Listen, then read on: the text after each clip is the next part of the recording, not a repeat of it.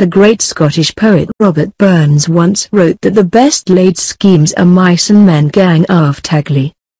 Or, as they say in Canada, the best laid schemes of mice and men go off an askew.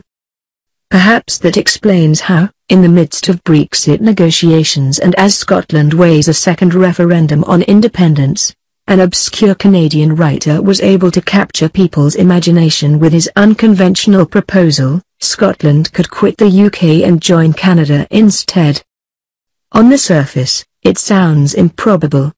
But as Ken McGoogan told the BBC, in an ideal world, this might work really well. His proposal has since been picked up by media outlets as far as China, and he says he's amazed and gobsmacked at the level of interest in an idea he initially described as a flight of fancy.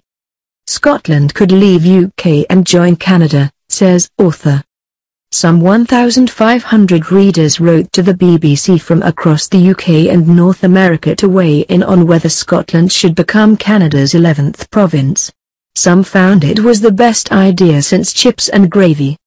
Others thought it would be a total disaster, like when they added the letter E to whiskey. Here's what both Scots and Canadians had to say about the possibility of joining forces. Independence. We don't want to be part of another country. We are a country. My dream is that we gain our independence and keep our sovereignty.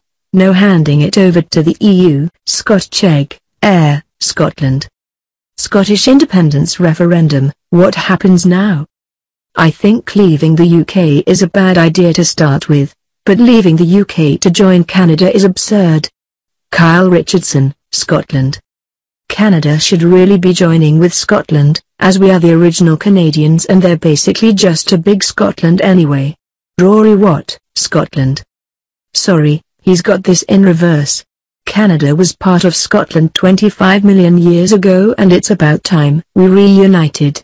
Being Scottish lets us use all those uniquely Scottish phrases, wear kilts on a regular basis, and enjoy quality of life not otherwise possible.